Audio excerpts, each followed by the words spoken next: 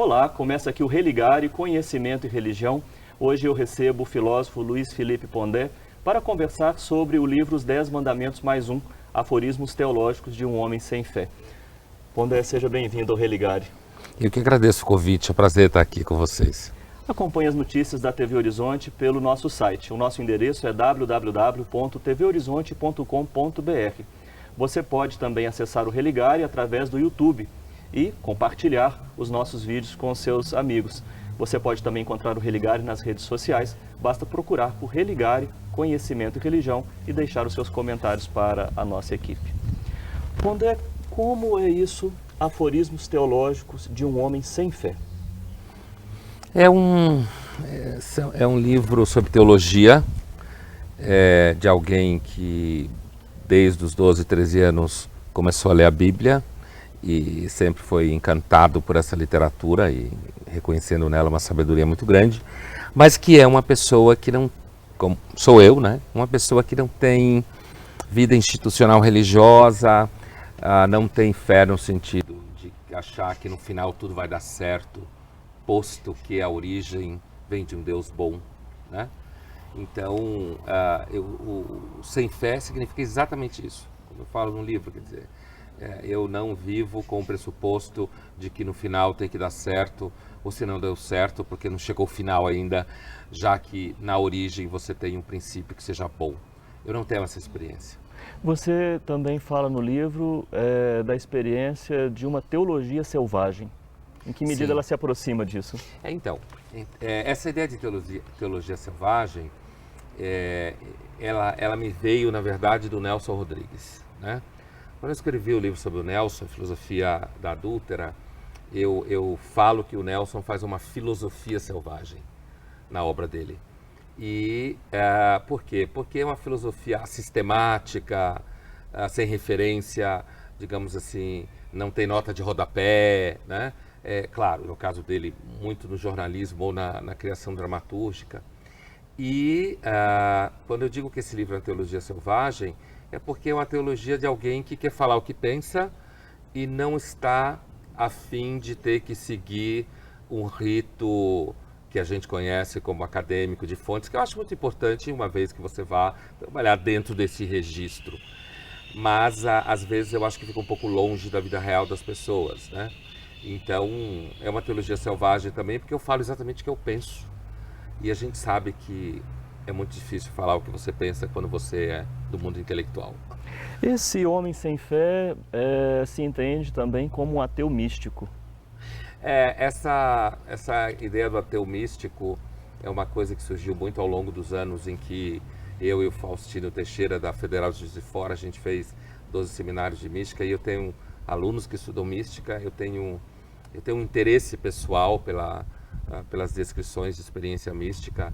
E então a ideia do ateu místico, que é uma contradição em termos, no sentido de que, como eu digo no livro, eu permaneço filosoficamente um ateu, no sentido de que eu não sinto necessidade de uma justificativa da vida e não sinto a necessidade de uma justificação da origem do mundo, eu não sinto necessidade de achar que no final tudo é bom, né? Mas, portanto, eu transito muito bem na linguagem, na gramática do ateísmo, mas ao mesmo tempo eu muitas vezes tenho uma sensação de que existe algum tipo de beleza no mundo, uma misericórdia, inclusive, que às vezes eu percebo, e eu não me parece que isso sai do mundo. Claro, num ambiente literário místico, judaico-cristã, você consegue encontrar esse tipo de narrativa em literatura mística. Então, o ateu místico acabou ficando como uma contradição, mas que como eu digo no livro, não tenho mais interesse de fazer uma sistematização dessa minha contradição. É possível se encantar por Deus sem crer em Deus? Eu acho que totalmente. E veja, talvez essa ideia do crer em Deus, ela apareça de uma forma em que, de repente, Deus crê em você antes de você crer em Deus, né? Eu tenho um amigo que costuma dizer isso. Então, mas eu acho que sim.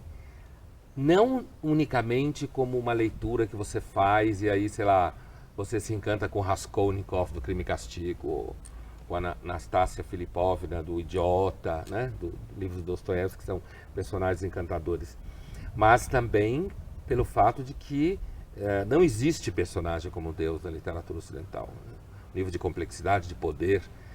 Qualquer ser humano que soubesse tudo que Deus sabe já teria deprimido. Né? Qualquer um que fosse eterno já teria se matado, ou tentado mudar a regra do jogo para se matar.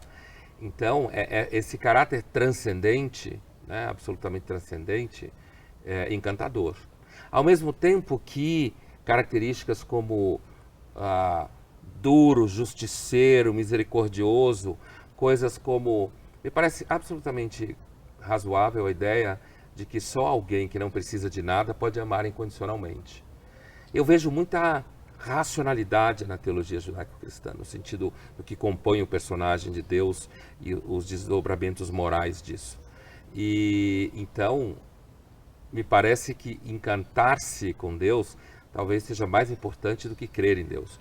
Sim, Deus permanece um personagem na sua leitura. É assim que eu trato dele no livro, mas eu digo, olha, eu estou tratando assim porque eu não quero entrar no mérito se o texto é confessional ou não é confessional, né? Eu imagino que um dia vai ser você numa escola de crianças, você vai ter que dizer logo com quem você gosta de fazer sexo, né? Mas o tema crença em Deus vai ser uma coisa muito privada, né? Então, eu vou tratando, primeiro por um reparo meio metodológico, né? De aprender o jogo na academia. Olha, eu estou dizendo que é um personagem, então não me venha encher o saco, tá bom? Eu estou tratando isso como um objeto, né, de literatura tradicional, estou discutindo teologicamente e filosoficamente, não me venham perguntar se então, portanto, eu estou dizendo que Deus não existe. Na realidade, Flávio, no fundo, me interessa muito pouco essa pergunta se Deus existe ou não existe. Talvez um dia venha interessar. Mas aquilo que eu encontro na literatura mística, aquilo que eu percebo em determinados momentos, me parece muito mais importante do que uma afirmação de que Deus existe ou não. Eu sei que isso é uma posição bastante estranha, né? Eu tenho percebido ao longo dos anos, mas é aquilo, como eu chamo no livro, talvez seja uma posição decorrente da minha condição de não ter uma religiosidade patrimonial, no sentido do Berdyaev, do filósofo russo. Quer dizer, eu não herdei institucionalmente nenhuma obrigação de adesão a nenhum regime religioso. Isso é muito bom porque, ao mesmo tempo, faz com que você não tenha nenhuma frustração com as instituições religiosas, né? Então, por isso que, às vezes, me parece que tratar, então, Deus como um personagem nesse livro é um reparo metodológico consistente e, ao mesmo tempo, na verdade, se ele é um personagem ou se ele existe, de fato, é uma coisa que não é objeto do livro. E não é objeto da minha vida no dia a dia. Talvez um dia venha a ser. Eu não estou dizendo que isso é uma questão fechada, né? Sim. Essa perspectiva pode incomodar o crente? Olha, eu vou te dizer uma coisa. Em algum nível, sim. Inclusive, eu recebi um e-mail recentemente de um leitor da Folha que, não por causa do livro, mas por causa de um texto que eu tinha escrito na minha coluna, numa segunda-feira dessas, e ele falava alguma coisa do tipo, eu imaginava que alguém que tem uma cadeira de filosofia da religião na universidade, na PUC, alguma coisa assim, jamais pudesse fazer uma afirmação a partir de um ponto de vista nihilista.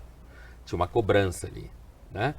Então, mas eu vou te dizer, com relação a esse livro, pelo contrário, as pessoas que são crentes, eu digo, tanto no universo judaico, quanto no universo católico, quanto no universo protestante, desde que o livro saiu, a recepção é só positiva. Sim. O que me leva a supor que, em alguma medida, as pessoas entendem o que eu estou falando. E entendem que talvez seja muito mais importante você falar do encantamento que isso causa e dos desdobramentos disso para a vida, do que entrar no que eu diria nessa coisinha. Ah, você disse que é personagem, então não disse que existe e tal. O que eu considero um certo amadurecimento teológico. Sim, sim. Bom, vamos fazer um breve intervalo, mas vou deixar a pergunta que eu quero saber também da recepção dos ateus. Como é que eles reagem a essa perspectiva, né? A visão de um ateu místico. Eu estou conversando com o filósofo Luiz Felipe Pondé, que acaba de escrever, publicar o livro Os 10 Mandamentos mais um, aforismos teológicos de um homem sem fé. Nós vamos fazer um breve intervalo e voltamos já.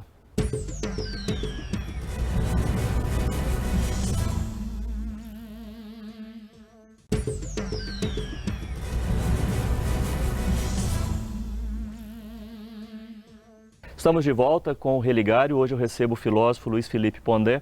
Nós estamos conversando sobre o livro recentemente lançado, Os 10 Mandamentos mais um, aforismos teológicos de um homem sem fé. Eu deixei no primeiro bloco, Pondé, a pergunta sobre como os ateus têm recebido, né, as suas reflexões, essa perspectiva do ateísmo místico, né, como tem sido? E assim, ao contrário do que eu falava para você sobre a recepção dos religiosos, a recepção dos ateus é mais, digamos assim, resistente. E eu acho interessante, uma vez, inclusive, eu recebi um e-mail de um leitor da Folha que se dizia ateu, e ele falava para mim uma coisa muito engraçada que lembra um filme antigo, do começo dos anos 2000, chamado O Último Samurai, com Tom Cruise, né? Em que o Tom Cruise tem aquela crise com o exército americano, problema com os índios, né? No século XIX, vai lá para o Japão e tem toda uma história. E aí o coronel dele, que participou dos massacres e tal, que é um sujeito meio boçal assim, ele vira para o Tom Cruise e fala assim, eu não entendo o que há com você, que você parece odiar tanto o seu próprio povo, né? E essa pessoa, ela dizia assim, eu não sei o que acontece com você, que você parece desprezar tanto o seu próprio grupo, né? Se referindo, não lembro mais qual era o contexto, alguma coisa que eu escrevi na coluna, como se cobrasse uma certa deferência, uma certa adesão aos grupos do ateísmo militante, né?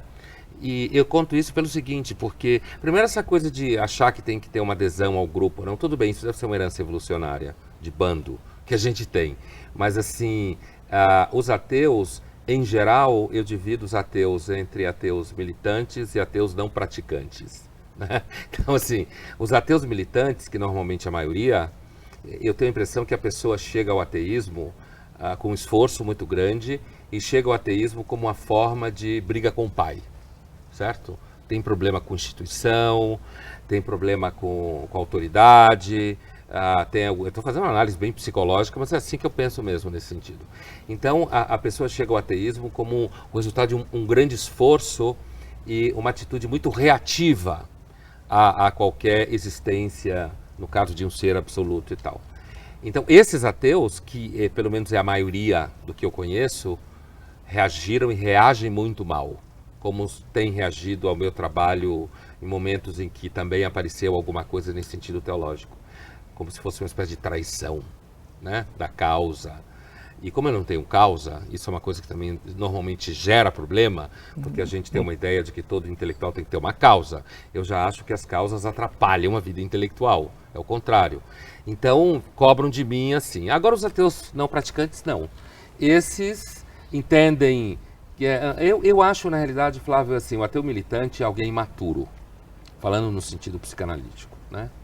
Alguém imaturo, e nesse sentido eu acredito que, pelo menos a maior parte de religiosos com quem eu convivo, com quem eu discuto essas coisas, claro, me parece pessoas que têm um trajeto mais longo, uma reflexão maior, e inclusive por conta de toda a crise da religião, da fé, a crítica ao cristianismo e tal, talvez tenham desenvolvido mais músculos de maturidade para lidar com essas questões.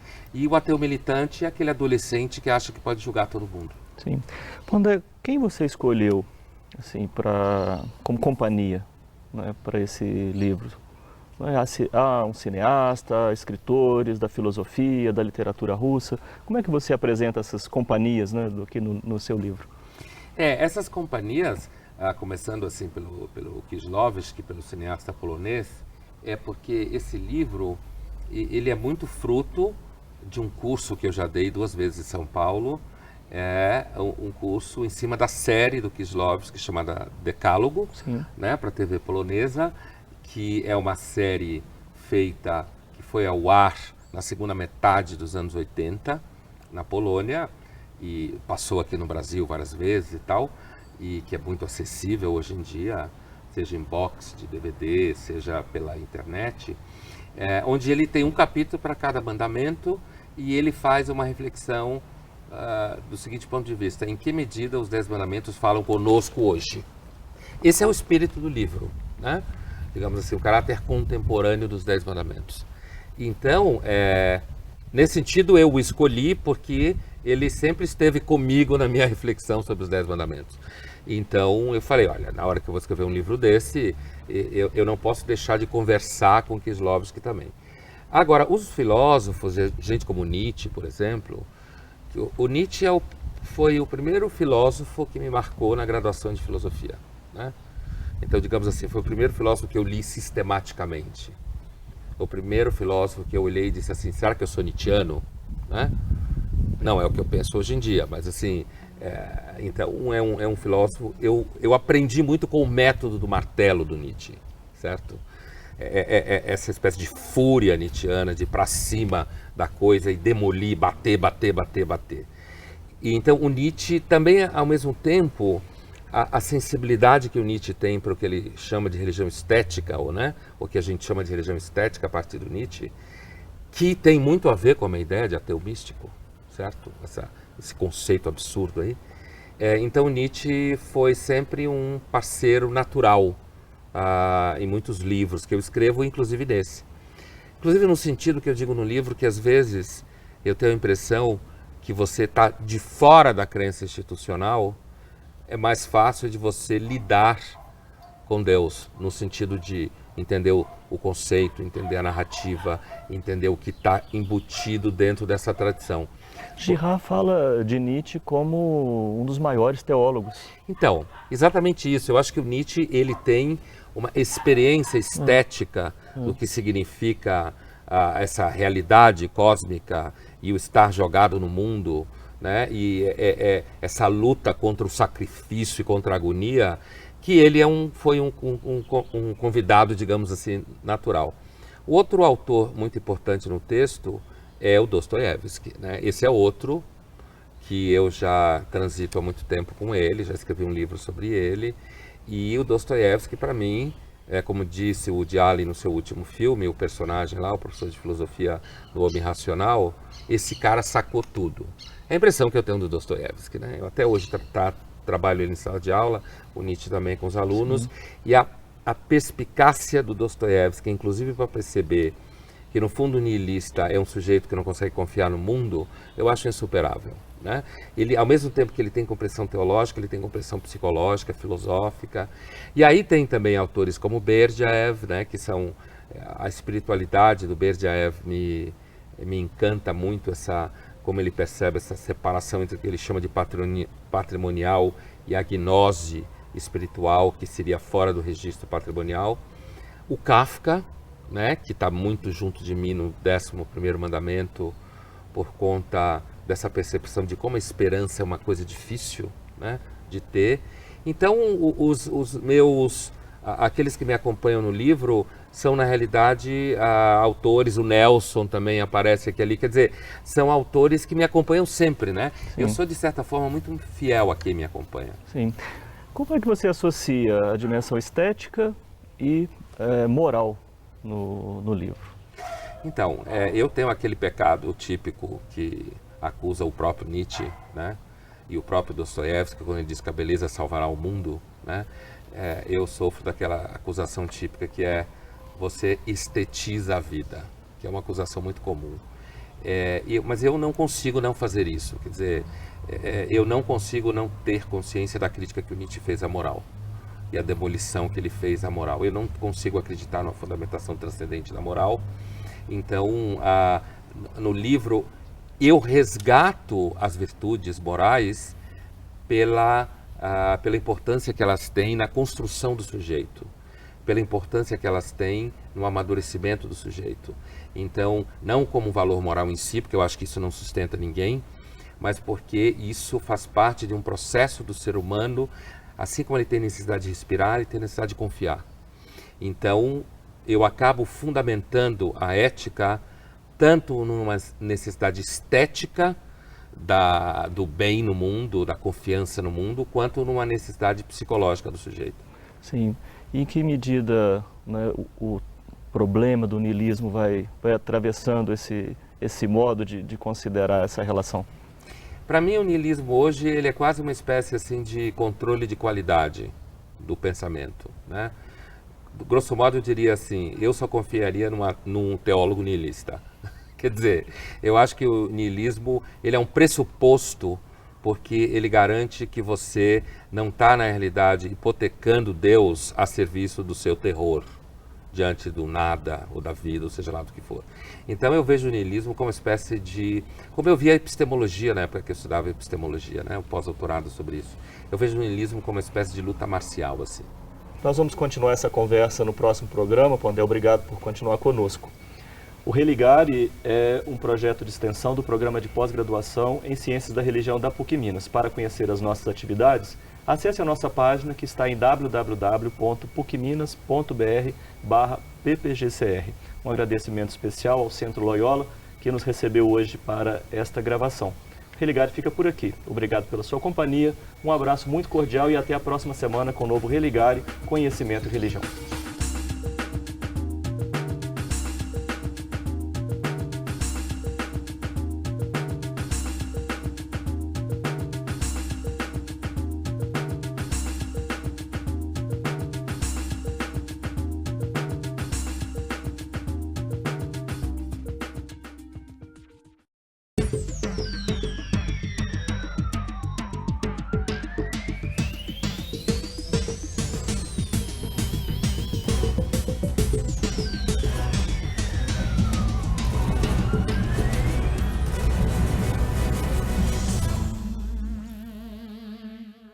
Olá, começa aqui o Religare, Conhecimento e Religião. No programa de hoje eu continuo a conversa com o filósofo Luiz Felipe Pondé, que acaba de lançar o livro Os 10 Mandamentos mais um, Aforismos Teológicos de um Homem Sem Fé. Obrigado, Pondé, por continuar conosco. Eu que agradeço. Acompanhe as notícias da TV Horizonte pelo nosso site. O endereço é www.tvhorizonte.com.br. O Religare está também nas redes sociais. Procure por Religare, Conhecimento e Religião e deixe os seus comentários para a nossa equipe. Pondé, no programa de hoje eu gostaria de falar mais sobre o conteúdo propriamente do livro, já que no programa anterior nós falamos do contexto, né, das companhias, da recepção da obra, né? Por que escolher os 10 mandamentos, né? E que lugar tem esse decálogo, né, na tradição da nossa cultura? A escolha dos 10 mandamentos foi, assim, digamos, antes de tudo metodológica. Assim, esse livro, na realidade, eu não sabia ainda quando comecei a escrevê-lo, mas ele abre, então, possivelmente uma série de livros sobre temas bíblicos, certo? E eu queria tratar do Velho Testamento e podia ter várias entradas. Os 10 mandamentos foi a entrada mais fácil para mim, uma vez que eu, como tinha dito no programa anterior, trabalhei o Decálogo do Kislovsky 2 vezes e conheço a série muito, e além do próprio texto dos 10 mandamentos, na Torá, né, nos primeiros 5 livros da Bíblia, como se fala no judaísmo de Torá. Então, assim, foi antes de tudo uma escolha metodológica. Era mais fácil esse caminho para começar a falar sobre o Velho Testamento. Agora, fora isso, eu acho que os 10 mandamentos, eles são um código ancestral, e eu tenho uma ideia que eu venho perseguindo ela já há algum tempo, Flávio, que é o seguinte: como eu suspeito um pouco que a modernidade tenha lá os seus engodos, né? E um deles passa pelo que eu acho que nós modernos achamos que o mundo nasceu conosco. E daí eu tenho uma suspeita cada vez mais crescente que às vezes inclusive resvala em debates políticos, de que em muitas coisas os antigos eram de alguma forma mais profundos, mais detidos, entendiam melhor de ser humano. Por isso, às vezes, eu já escrevi em outros momentos que eu tenho a impressão que daqui 1000 anos, ou daqui 2000 anos, quando forem fazer história, vão continuar dando mais atenção aos romanos e aos gregos e aos hebreus do que a nós, né? Então, eu acho que os 10 mandamentos é um código que trata de coisas que, por exemplo, a importância de você reconhecer nos antepassados fundamentação dos comportamentos, já que nós hoje, a filosofia já sabe disso há algum tempo, né?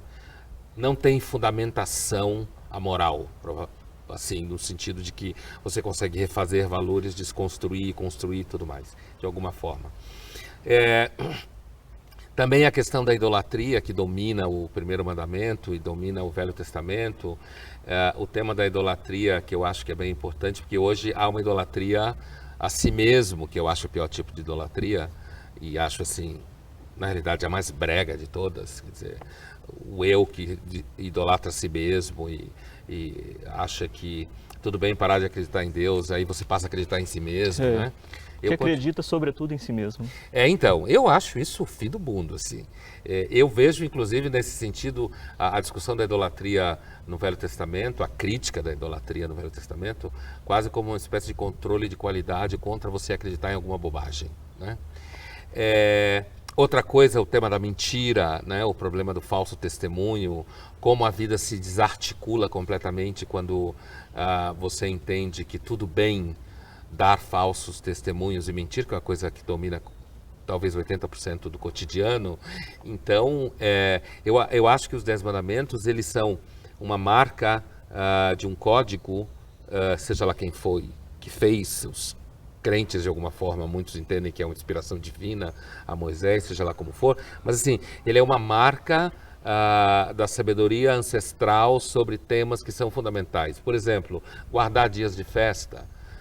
Num universo como o nosso, em que você não guarda nada, a não ser dólares, ainda que se finja que se guarda qualquer outra coisa. Então, assim, a ideia de que o dia de festa é um dia onde você sai, né? Você sai do cotidiano, o que o Eliade chama de profano, né? Uhum. Você sai do cotidiano profano e você entra no registro em que aquilo, na realidade, faz com que as pessoas convivam, pensem em outras coisas, que é quando alguém guarda, por exemplo, o judaísmo Yom Kippur, jejum, junto com uma reflexão. Então, acho que quando o mandamento fala para você guardar o dia de festa, ele entende que existe algo no cotidiano que você tem que sair dele para entrar num outro tipo de experiência. Sobre essa pretensão humana que você falou, que é uma das, junto aí da idolatria, né, idolatria de si mesmo, você reforça muito a ideia do ser humano como guardião, não como dono de nada. Sim. Né? De que modo, né, esse mandamento sugere, né, essa ideia do homem que já está lá em Adão, né? Sim. Então, isso é uma ideia no Velho Testamento muito importante. E no judaísmo enquanto tal, a ponto de que uma pessoa religiosa, você fala, por exemplo, guarda o sábado, shomer Shabbat, ou se for mulher, shomeret Shabbat. Então, a ideia do guardião é uma palavra sagrada no judaísmo, né? E por que Deus diz que a gente é guardião? Eu acho que isso é importante porque isso nos alerta contra a ilusão da posse, né? Nos alerta contra a ilusão da posse, inclusive de nós mesmos. Que aparece em outro mandamento, né? Bom, esse tema da posse é um dos temas, digamos assim, inclusive a posse dos servos, posse do tomar o que é do outro, tomar o que é do outro, inclusive não respeitar quando aquilo não é seu mesmo, né? Então tem vários lados do tema da posse, mas eu acho que, voltando à questão do guardião, essa fala de Deus, de que nós estamos aqui guardando, ela nos alerta. Por exemplo, eu vou dar um exemplo de uma experiência clichê. Nós passamos a vida inteira acreditando que o corpo é nosso. E uma das experiências mais terríveis é quando você vai descobrindo que ele não é. Porque ele vai te abandonando. né? O que a gente chama de envelhecimento, adoecimento. A vida, né? A vida vai te Não é abandonando. Então, a sabedoria presente nessa ideia de guardião na Bíblia, é por isso que eu sempre digo para os meus alunos de graduação, né? Se um dia você escutar alguém falando que a Bíblia não está com nada, cuidado que a pessoa não tem repertório. Ela não tem repertório, né? Porque, e eu imagino que outros livros de sabedoria de tradições antigas religiosas, que eu não conheço, também valem o mesmo tipo de juízo, né? Então, nesse sentido, a ideia do guardião, ele ilustra, inclusive para você, de que você não tem a vida, né? E ao mesmo tempo, a ideia do guardião conversa muito bem com uma ideia tipicamente cristã, que é a ideia da graça, né? Essa ideia que eu me ocupei tanto no meu doutorado, da teoria agostiniana e pascaliana da graça, que eu acho um conceito absolutamente... Quando você começa a se achar dono, ou você começa a achar que você tem direito a tudo, você se torna um ingrato, por definição. Por isso que eu acho que a nossa época vai ser lembrada com a época de ingratos. Sim. Tem a questão do quarto mandamento, você reflete sobre o tema da ancestralidade. E a nossa época tem muita dificuldade, né, de reconhecer, você já mencionou isso aqui Sim. agora, dificuldade de reconhecer o valor, né?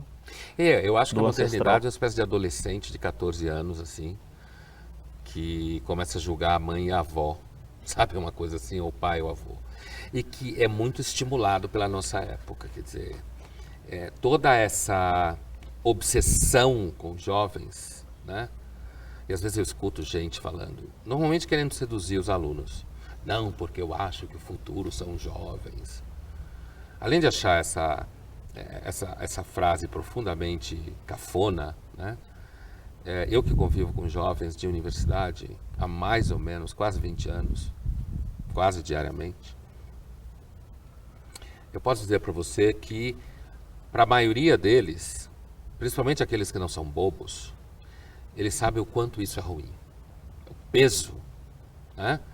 Tudo bem, em termos... É claro que os jovens são o futuro. E a transferência também de responsabilidade. Então, né? é isso aí, porque aí o adulto, quer dizer, ele transfere responsabilidade para o mais jovem, ele quer ser igual ao mais jovem. Eu sempre digo, quer dizer, isso eu aprendi em sala de aula. Quando um filho ou uma filha percebe que o pai ou a mãe quer ser igual a ele, a mensagem subliminar é que ele não tem futuro. Porque quando ele chegar lá, ele quer voltar para trás, né? Então, eu tenho a impressão um pouco que a nossa cultura, essa rejeição da ancestralidade, ela funciona um pouco como o projeto da cultura, que as pessoas sejam retardadas mentais quando chegarem na idade adulta, né? Porque aí, então, significa que você vai estar sempre sendo jovem, ou seja, você nunca assume nada, não tem responsabilidade nenhuma, nem coisa nenhuma. E o mandamento, só que isso é que esses mandamentos que são muito concretos, quer dizer, ele chama a atenção para o fato de que o pai e a mãe, ele representa isso no sentido da sabedoria. Isso tem tudo a ver com a sabedoria israelita, né? Sim. Você fala dos 4 mandamentos primeiros, nós comentamos aqui esses temas, né? Uhum. Estão relacionados aos 4 primeiros, de alguma maneira também relacionados aos demais, mas há um núcleo aí entre esses 4 primeiros, né? Sim. Esses 4 primeiros mandamentos, de uma forma assim, é como se eles estabelecessem o fundamento, né? Os pilares, quer dizer, ele abre o horizonte daquilo que, se você não tiver feito, então talvez você não consiga nem entender o que vem depois. Vamos falar depois do intervalo um pouco mais sobre isso. No programa de hoje, eu recebo o filósofo Luiz Felipe Pondé. Nós estamos falando sobre o livro 10 Mandamentos mais um, Aforismos Teológicos de um Homem Sem Fé. Nós vamos fazer um breve intervalo e voltaremos já.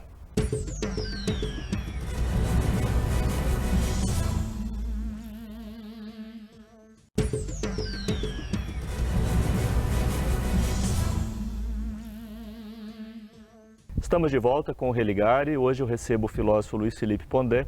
Nós estamos conversando sobre o livro recém-lançado, 10 Mandamentos mais um, Aforismos Teológicos de um Homem Sem Fé. Pondé, eu gostaria de começar esse último bloco da nossa conversa falando sobre o 5º mandamento e o modo como você aborda o mandamento não matarás, dando ênfase, né, à soberania de Deus. Deus pode matar. Eu acho que ele pode mesmo. Quer dizer, se você pensar dentro da economia do texto e do personagem em questão, ele está acima de todos os mandamentos. Mesmo se você interpretar Deus no sentido da aliança, né? De que ele se submete à aliança com Abraão, e depois a ideia da nova aliança via Jesus Cristo. A minha ideia é de que Deus faz o que Ele quer.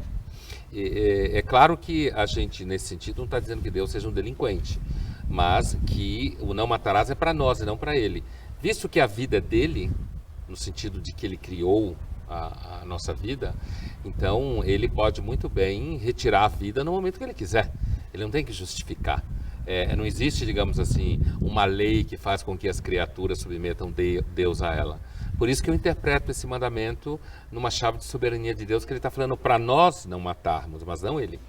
Agora, em que medida, né, a gente pode encontrar aí essa expressão, esse modo de experiência de Deus, um Deus sempre bonzinho? Né? Eu acho que o telespectador consegue entender essa diferença aí, né? Não um Deus bom, mas um Deus bonzinho. A quem atende essa visão de Deus?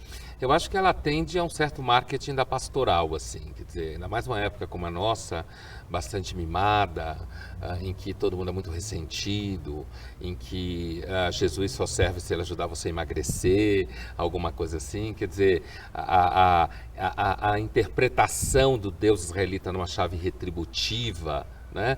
De que... E você reforça muito isso, não? De que a teologia israelita não é retributiva. Não é Quer retributiva. dizer, não há uma teologia da retribuição. Ela é complicada para o marketing pastoral, né? Porque as pessoas querem, na realidade, que Deus as sirva, né? Cumpra as suas promessas. E com isso eu não estou querendo banalizar nem um pouco o sentimento de fraqueza que a gente tem, precariedade, que é muito sério. Não é isso que eu quero dizer.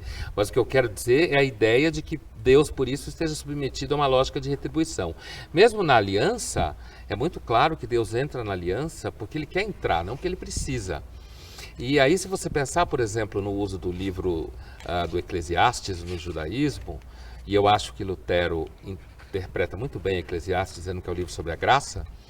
No judaísmo você lê Eclesiastes ou na festa da colheita, para você lembrar que a colheita deu certo porque Deus quis, né? O livro do tudo é vaidade, tudo é vazio embaixo do sol, né? Vaidade das vaidades. E outra situação que você lê o Eclesiastes no judaísmo é quando você tem sucesso. Cada vez que você tem sucesso, você deve ler o Eclesiastes para lembrar que, na realidade, se não for Deus, nenhum sucesso acontece, mesmo que você seja uma pessoa muito capaz e tal. Então, a temática da retribuição eu reforço muito, porque eu acho que isso é um problema hoje em dia. Sim. No sexto mandamento, sobre a questão do adultério, você fala da profunda atualidade, da importância dessa temática. Como ler esse mandamento nos nossos dias? Eu leio assim, inclusive esse é um dos mandamentos, aliás todos, mas esse em especial, entre outros, eu converso muito com Kieslowski, o cineasta polonês da série O Decálogo. O tratamento dele no capítulo é muito bom, porque tem uma personagem que é uma artista plástica linda, maravilhosa, como normalmente as polonesas são, e ela é independente, ela é amante de um monte de homens casados e tal, e tem um rapaz que é apaixonado por ela, e ele fala para ela que a ama, e ela é um pouco cínica com ele. Então, ele fala para ela que ama e ela diz, mas o que você quer fazer comigo? Ele diz, quero tomar um sorvete. Ele é completamente ingênuo. E aí tem uma cena em que ela leva ele até um orgasmo com a masturbação. E quando ele acaba de ter o orgasmo, ela aponta para ele e diz assim, isso é o amor, agora vá lá no banheiro, pega uma toalha e lave. Quer dizer, ou seja, aquilo ali, ela está reduzindo o amor ao objeto físico. Então eu tenho a impressão que no mundo que a gente vive, em que o desejo ele está muito associado a objetos físicos, quando o desejo fica preso no objeto físico, você acaba ficando um pouco cego, como a personagem era, e portanto era uma cínica, você acaba ficando um pouco cego a dimensões do desejo que não transitam pelo material. Sim. Então, e aí me parece que no caso do amor, né, entre as pessoas, você facilmente reduz uma pessoa àquilo que ela pode produzir para lhe servir, né? Sim. E aí você está adulterando a castidade do amor. Hoje em dia é muito comum um tipo de experiência de Deus, assim, Deus tem de ser o que eu quero que Ele seja, e não o contrário, viver como Deus quer. Você trabalha isso no livro, né? Então, essa ideia, eu acho que isso está ligado aquela temática da relação retributiva, né? Viver Sim, como Deus é quer, que você... então, você acha que vivendo do jeito que Deus quer, daí então Deus vai fazer o que você quer, né? E também penso numa sociedade muito ciosa, né, de si, das suas conquistas, da Então, sua ciência. é Né? uma sociedade que acredita uma sociedade que precisaria ler Eclesiastes com mais frequência, né? Justamente porque acredita muito na sua capacidade técnica. Com uma certa razão, a gente de fato criou um mundo que não existia a partir da técnica. Mas eu acho que o principal problema de você ser muito orgulhoso da própria capacidade é porque você se torna um ingrato. Porque você começa a achar que as coisas de fato dão certo porque você é capaz. Pondé, quando você trabalha sobre o nono mandamento, você fala que este, e como os demais, pretendem erguer o mundo acima da vida imediata e que a existência demanda isso, né? Demanda, além do instinto puro e simples, a existência pede sutileza e delicadeza. E termina, a civilização está sempre em conflito com o instinto. Como é que você dá essa relação? Bom, esse nono mandamento é um mandamento famoso, né? De não desejar a mulher do próximo, como... Inclusive, numa entrevista em São Paulo, quando o livro saiu, a jornalista me perguntou, Pondé, qual é o mandamento mais famoso? Eu falei, o nono, né? Porque ele está o tempo inteiro falando desse instinto como representação do instinto.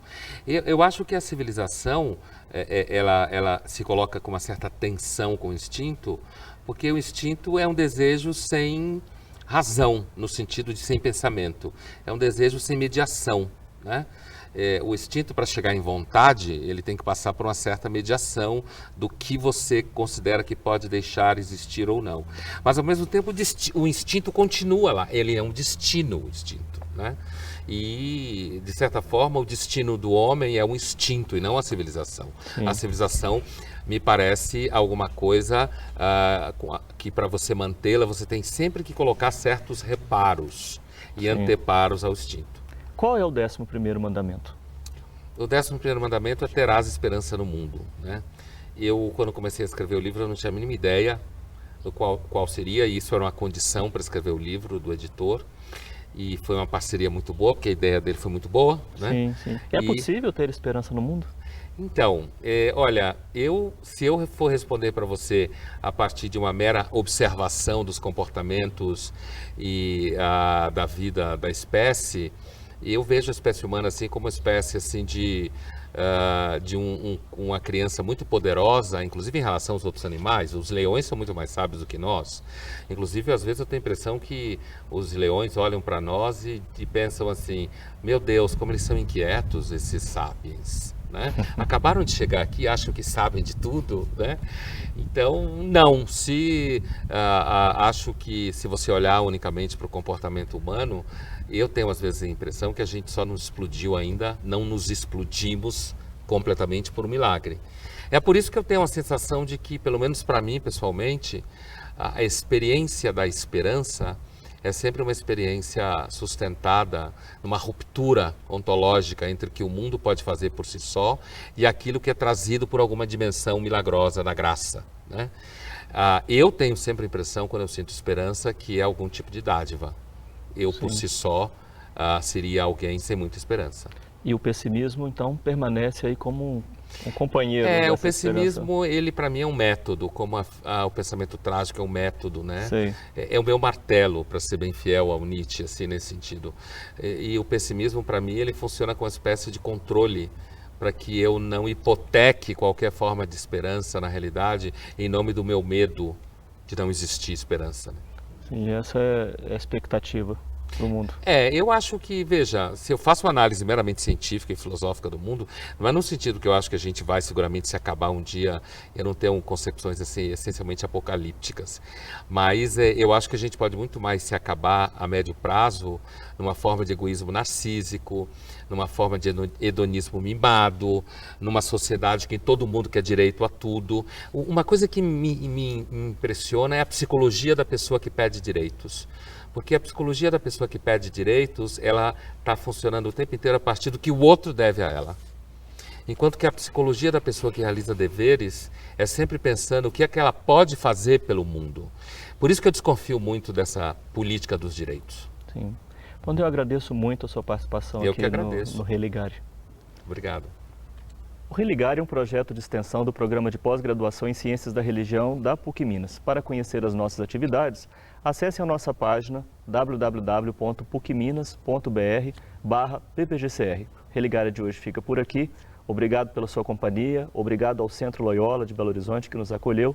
Até a próxima semana com o novo Religare Conhecimento e Religião.